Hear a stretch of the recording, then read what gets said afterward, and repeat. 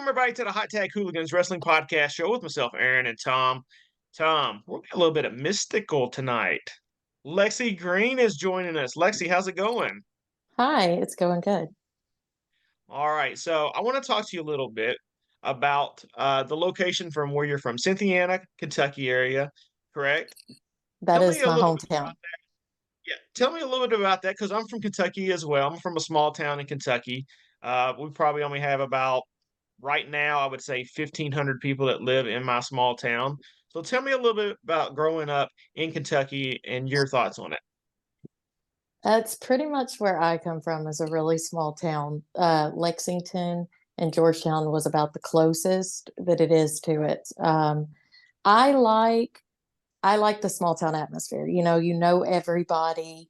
Um, if they don't, they know your parents immediately. It's like you're such and such's daughter. I know them. But people are so much more friendlier, and you get to see the beautiful aspects of Kentucky as opposed, like, for example, I live in a big city now, and changing those atmospheres, being still in the same state, is just a completely different ballpark.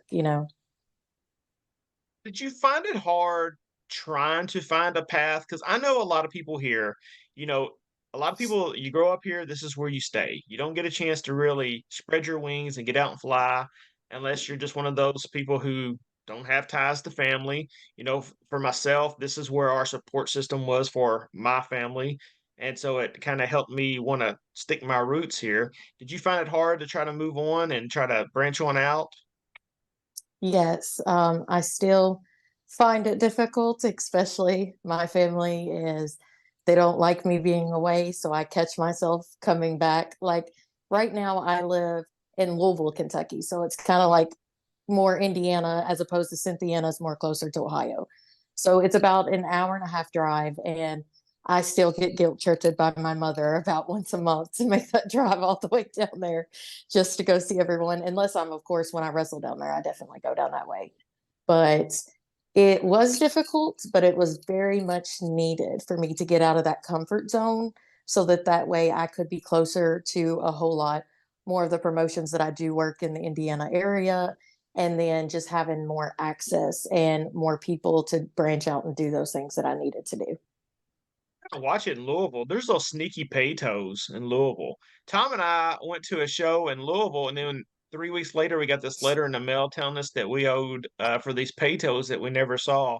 But it was our picture of our car and the license plates and stuff. We were going to Jeffersonville, to the arena Mm. there in Jeffersonville for a Billy Stark's birthday bash show. And we were, crossing back and forth. And next thing we know, we have all these letters in the mail saying we owe all these toes.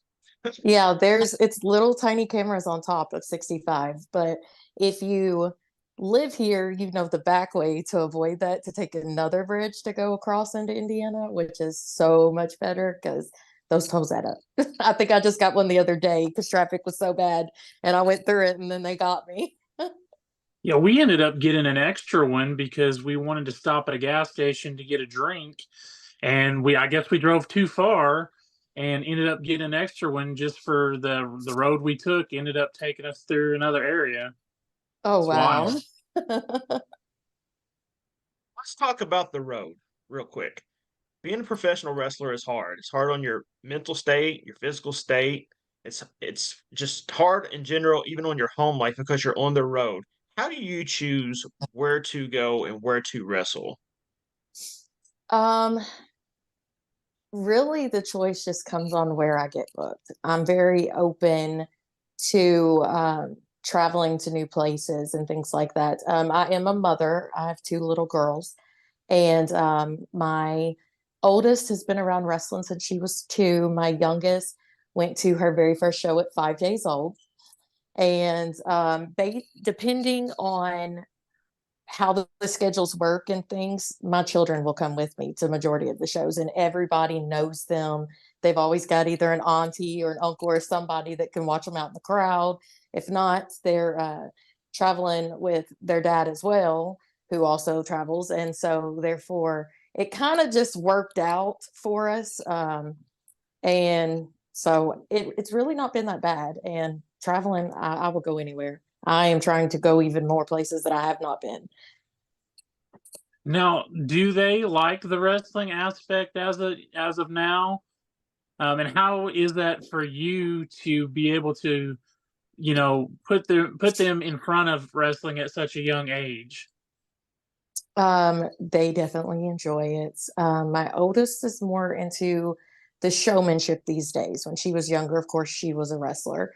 And then my youngest is, she's convinced she's a wrestler. We had to have the multiple talks of what she could and couldn't do when we were away from wrestling shows, because like my 7-year-old at age 4 was jumping off the back of the couch hitting you with a crossbody when you were coming in the living room, and this is my daughter, you know. But it's it's been okay. I just try to make sure that I educate my children on what's okay and what's not okay, so that they understand that, this isn't something that we do outside of here, but this is something that you can do inside of here, because that's what this place and these environments are made for, because it's all safe.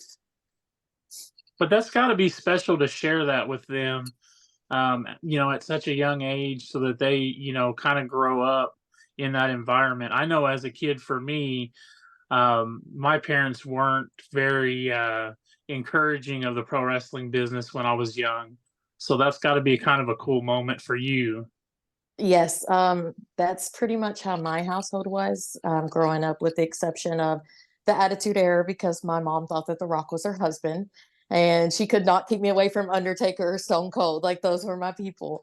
But and also with coming through my family, because I don't know if you were aware, but I'm third generation in my family to wrestle, but I'm the first woman in my family to wrestle. And my cousins and my great uncles and things kind of didn't really let me know that wrestling was still going on when wrestling stopped being in Cynthiana. So I never got to have that with them. And when I even started in the business, I kind of didn't even tell them that I'd started into the business. So it wasn't until about a year in is when my uncle had showed up, giving me the family last name, because for, I went it called as Luscious Lexi for a whole year before I got the green name. And I just kind of wish that I'd gotten to do it a little bit different, that I got to, be with them and learn those things. And so getting to share that in with my children, with possibly the fourth generation of the family, is a very special moment for me. We're seeing a lot more second and third generation wrestlers. Is there any pressure that goes along with that for you? Yes. Anyone that is familiar with the Kentucky, Tennessee area knows someone in my family, especially Tommy Green, Donnie Green. And I have very big shoes to fill. And I never want to let them down. And I also want to kind of carry our family name on, because, like I said, I did have a cousin that had started wrestling, but she didn't stay in it. So I feel like I'm the first in the family to actually do something, make a name for myself of the women. And I just want to be able to make my own stamp and not be like, she's Tommy Green's niece. You know what I mean? And so it's a lot of pressure, but I'm very thankful and blessed that I do get this opportunity to be able to do something like this. So is there anything that you try to do that honors them and what they've kind of set forth for you, but also, what kind of things are you doing to make yourself stand apart? So majority of my family, especially my Uncle Tommy, these are Tennessee bred country. Like the very first time I managed my Uncle Tommy, he had me in the flannel shirt with the jeans and the boots and the cowgirl hat with my hair curled.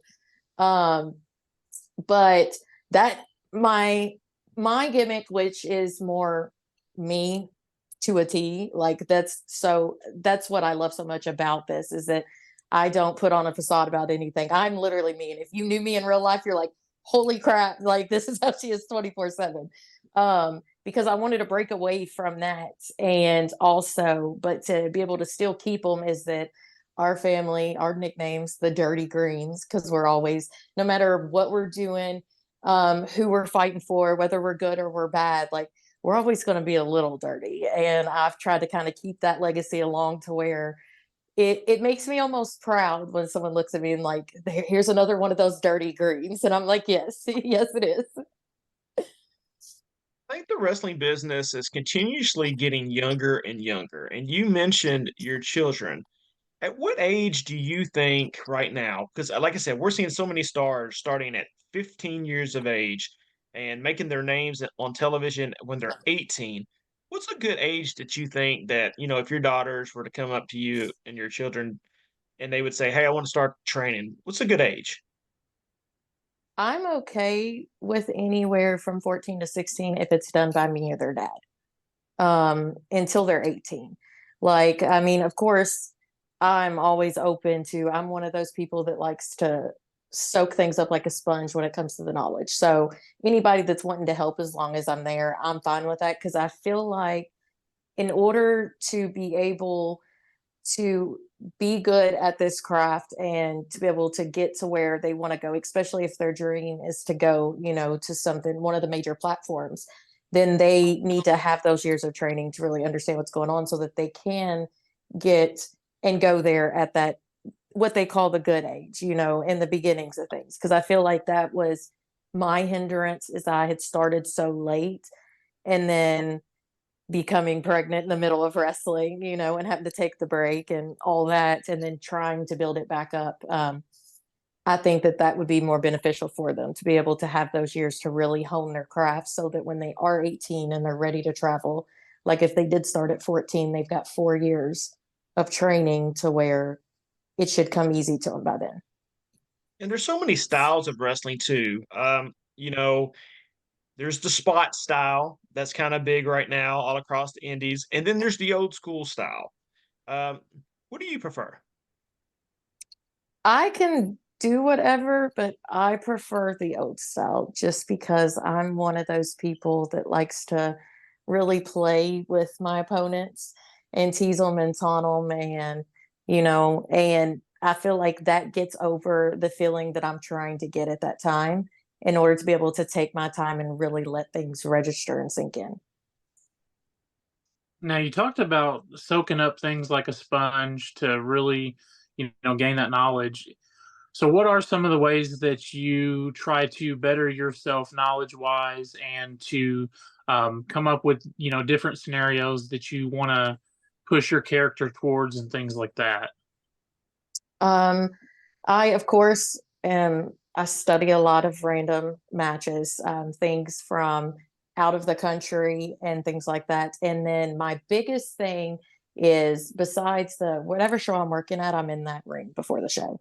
Like whether it's me trying to help someone else that's younger than me in the business to kind of explain them things, or to be able to get those reps in myself, or seminars. Seminars is one of my favorite things to do and to learn, because what I try to tell everybody is that everybody's always going to have opinions, they're going to have advice, they're going to have knowledge, they're going to have all these things going on.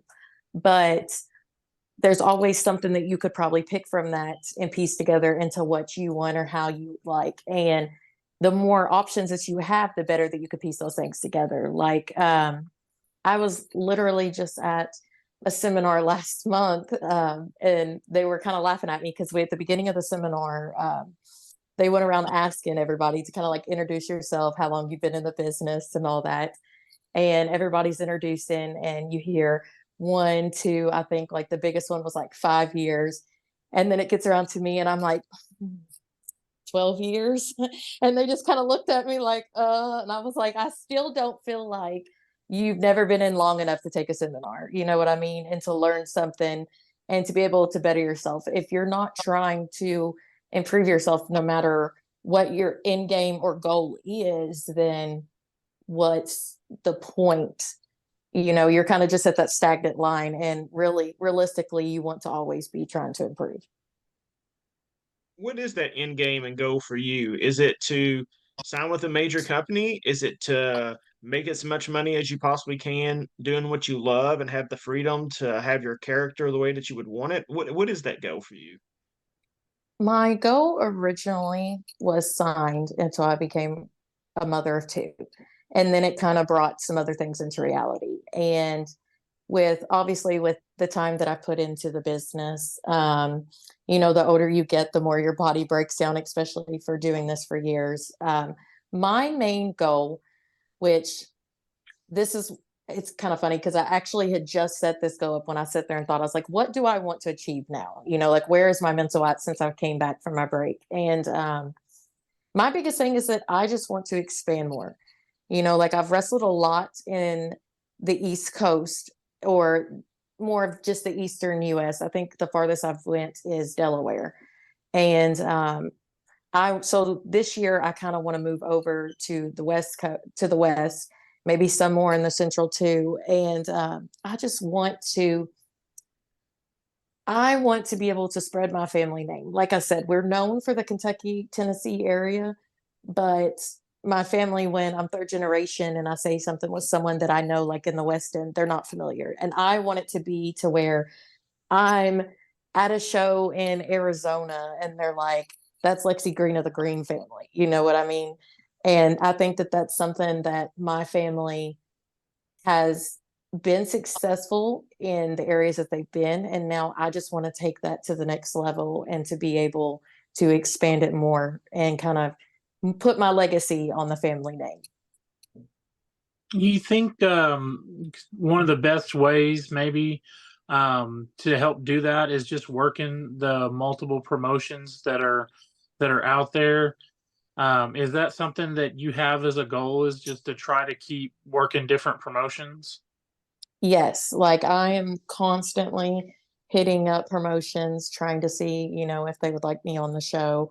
Um, I'm getting contacts from people that I know from other places, trying to debut into other states that I've never been in before. Because I feel like once you're able to make that imprint in a new state with a city, then those other promotions in that state start finding out about you, which is going to help spread the word and to get it out more. Because, like I said, I can easily I can easily get a booking anywhere in the places that I've been, or close to the places that I've been, because people know that, hey, Lexi Green's here. We know who she is. But I have to work to get a booking in the West Coast, especially from just coming back.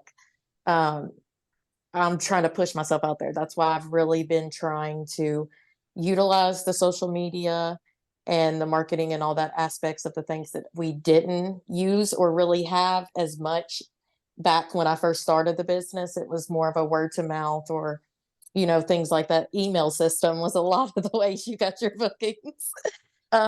So I'm hoping by being able to get out there and get these new states, that's going to help by word of mouth to expand to all these other ones so that I can do just that. I love a lot of our guests on our show. Everyone just seems so hungry right now. When we talk to people from the West Coast, they want to get East. When we talk to people from the Southwest, they want to get Northeast. North wants to get South. I love it. I love it. And you mentioned social media, and I think that's something that you do a really good job of. Just like posting videos of angles that are kind of going on with you right now. It looks like you take a lot of pride in that and have a lot of fun with that. Hmm. Yes, that's kind of my little cup of tea thing. I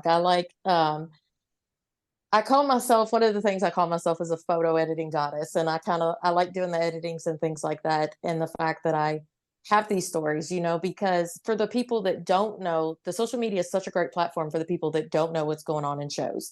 And if you can really push those angles and get them invested in that story, more than likely 1 out of every 10 people is going to be like, holy crap, I need to go to the show. I want to see what really happens, because I'm not going to give you everything right then and there. You got to come to be able to see it, which is going to also, for promoters as well, like, hey, okay, she's bringing seats here. She is a draw. Like, let's book her and things like that. That's literally how I ended up getting a booking, was a storyline that I started on social media with someone else. And now we got a promoter that was like, I want to book this at my show. And it wasn't even one that was going on at a show at the time. So I'm a firm believer that it definitely is something that is very beneficial for myself and for others if they would utilize it. Yeah, Effie is someone that I talked to whenever I was writing my book with him in it, and he told me that that was one goal of his. He wants to have a feud with people who that never end, because if he's feuding with like a Matt Cardona, you know, 7 years from now, he wants people to remember that he can't stand Matt Cardona if they're on that same show. They want to look forward to something like that. And, like lovely Miss Larkin and people like that that you're continuously feuding with. I love those videos. I think they're great. Oh, there's so much more in store. I've just gotten started with that one. Now, with social media being as big as it is and so many people utilizing it, have you found any tricks that really help get your algorithm to where it needs to be to get people to see stuff? Yes, I study the algorithms. For example, like so I've always helped others when it came to social media, but I never really focused on my personal social medias. And since I came back, I was like, you know what? I'm going to go as a test for my Facebook, and I'm just going to go, all the way to the wall. I'm going to go, fast forward for this, and I'm going to see what I can do.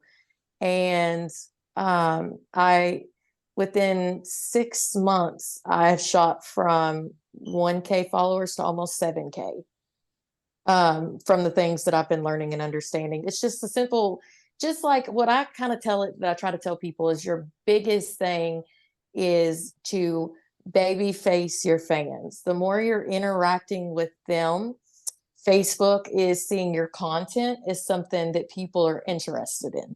And the more that they think that people are interested in your content, the more they're going to keep pushing it up. And you want to focus that on specific ones and give space in between the posts that you're doing. Because if you put, say you've got a post here and you're doing all these interactions, you're all this. I do another post, I'm shifting your attention to this other post or splitting that up.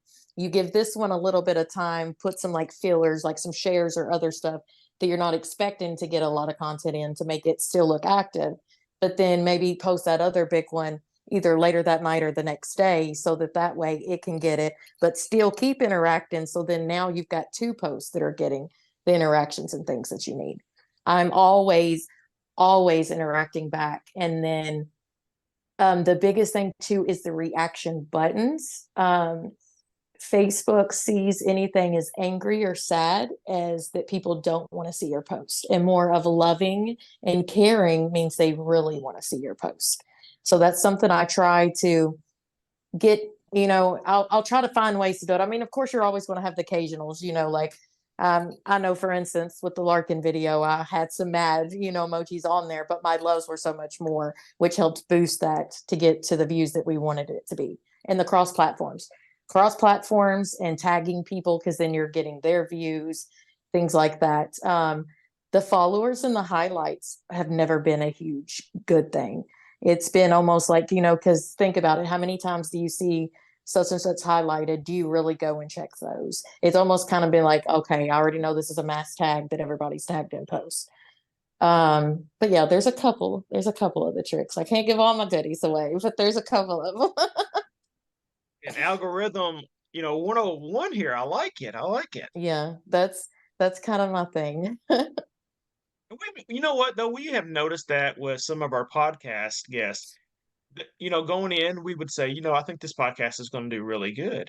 And it's the craziest ones that just shoot through the roof. And, we had Thunder Rose on once, and we were like, this will probably go through the roof. And it did real fast. And then it fizzled. And then we'll post somebody that, probably the first time anyone around our fan base knows, and Hmm. it's through the Yeah, roof. It's crazy. it's all about when you post it and how the interactions and things go through. The more interesting it is, the more Facebook is going to be like, because that's what Facebook wants. They want people to be able to get on their app to have content. That's the reason why they did the professional modes now, to where they want these people to bring people to stay on this and not go to all these other platforms that you can utilize now for things. You know what I mean? Like TikTok has got the video, and all that, the streaming. You've even got apps that does the messages, and so, or Twitter's got the statuses. So what can make it so special when you've got so many competitors is the people that bring in the people to come see you. So the more they think that you are the content and that people are staying on that app to see you, the more they are going to boost you. Um, I do know that that is a big focus they had because they've got this thing where they tell you. I just discovered it when I turned my profile to professional, that it tells you if Facebook deems you as recommendable. And if they deem you as recommendable, they actually put you on people's who to follow, like those things down where it gives you the suggestions for new accounts. It puts you in that list because they consider you as a recommendable host that gives them eye catching content. Mind blown tonight. Love it. Not only is she bringing it, but she has, out of the 160 guests, the best background we have Well, thank had you. for Yeah, our it's guests. That fun. is like, it is great. I absolutely love it. I love it. It's been the best background that we've had so far.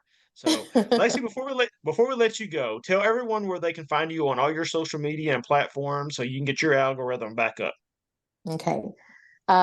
So on Instagram, you can find me under who dat Lexi Punk, Lexi with two X's. Facebook, um, me and Facebook are fighting because they won't let me put my name together. They say I'm not real and they want my ID to prove that I'm real, which, you know, so therefore it's LEX with a space, XI, and then green like the color. Twitter, you can find me at Green Lexi. And TikTok, you can also find me at Lexi Green. Awesome. Awesome. Well, thank you so much for joining us tonight. We greatly appreciate it. Thank you so much. I really appreciate it too. For everybody else out there, make sure you're doing what you need to do so you can attend all these shows. Stay healthy. Lexi wants to see you out in the crowd, checking out her matches as she's putting a whooping on some people. And we also want more shows to start popping up everywhere so people can go enjoy wrestling.